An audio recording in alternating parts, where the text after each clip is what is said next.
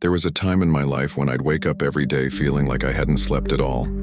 Even after spending 8-9 hours in bed, I'd wake up with this weight on my chest, this heaviness in my limbs, like gravity had doubled overnight. I kept telling myself it was just tiredness, that I needed more sleep, better food, a weekend off. I tried all of it, but nothing changed. And slowly, I started to realize what was tired wasn't my body. It was my soul. It took me way too long to understand what I was feeling. I wasn't just physically tired, I was emotionally drained. The kind of tiredness that sleep can't fix. It wasn't something I could nap away. This exhaustion was deeper. It lived under my skin. It made everything feel heavy. My thoughts, my emotions, my presence in the world. The scary part was that I kept functioning. I still showed up, I still did my job. I still smiled when people spoke to me. I kept checking the boxes, going through the motions, saying, "I'm fine," like a reflex. But inside, I was falling apart, and nobody noticed. Not even me, not really. Until one day, in the middle of a totally normal conversation, I said it out loud. "I can't do this anymore." It slipped out. I didn't plan to say it. My body just couldn't hold it in anymore. And that's when it hit me. I wasn't just tired. I was emotionally exhausted. I didn't need more caffeine. I didn't need a productivity hack. I needed to stop. I needed quiet. I needed to feel something again. Emotional exhaustion is a silent thief. It creeps in without sirens. It hides behind a packed calendar. It wears a mask of being high functioning. But when you're emotionally exhausted, everything feels hard. Even the little things. Even the things you used to love. You become numb, disconnected, detached from your own life. You wake up and wonder, how did I get here? I thought I was just stressed. I thought maybe I was being dramatic. I convinced myself it would pass, that I was just going through a phase. So I kept going, kept pretending, kept surviving. But the truth was, I wasn't living. I was performing. Smiling took effort. Conversations became draining. Simple tasks like texting someone back or folding laundry felt like climbing a mountain. Nothing was actually wrong, and that made it worse. Because when everything looks fine on the outside, no one thinks to ask what's really going on inside. And sometimes neither do you. I had this constant tightness in my chest. My memory got worse, I couldn't focus. I was quick to snap, then immediately feel guilty. I couldn't enjoy anything, but I didn't have the words to explain it. And so I stayed quiet, kept pretending, until pretending started to hurt more than the truth.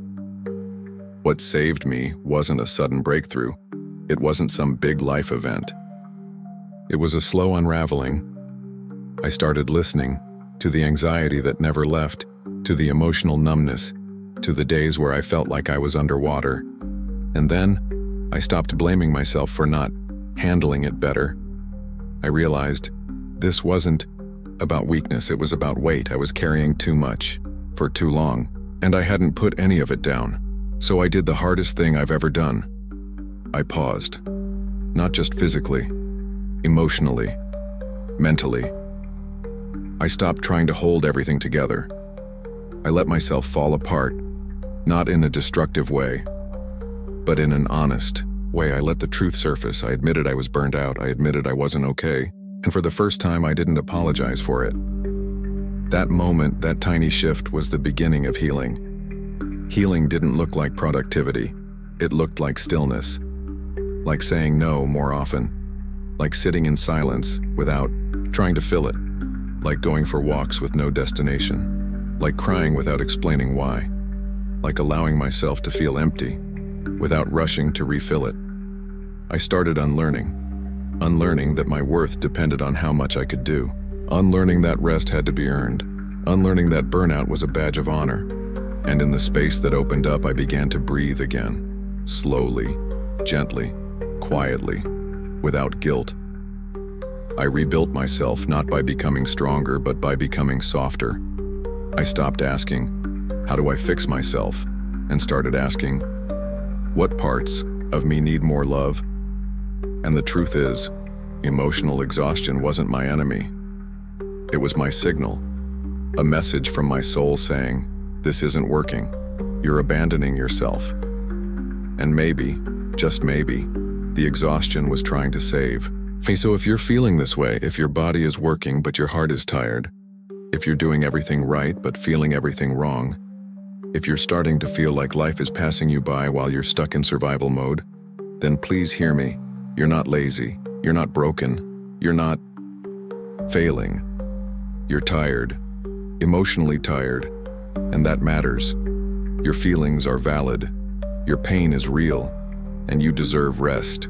You deserve care. You deserve space to breathe without pressure, space to feel without performance, space to exist without proving your worth every second. You're allowed to stop. You're allowed to say, "This isn't working for me anymore." You're allowed to let go of what's slowly killing your spirit, even if the world calls it success. I used to think pushing through made me strong. Now I know. Being honest makes me stronger. Saying I'm not okay is not weakness. It's truth. And truth is the foundation of healing. So if no one has told you this today, you don't have to earn your rest. You don't have to prove your value. You don't have to be on all the time. You're allowed to pause. You're allowed to breathe. You're allowed to feel. You are not behind. You are not broken. You are a human being, doing your best. And that is enough. If any part of this spoke to you, if you felt even a little less alone while listening, then this channel is for you. Subscribe. Stay close. We're building a space for real stories, real emotions, and real healing. Because pretending doesn't help. But truth sets us free. Let's stop surviving and start living.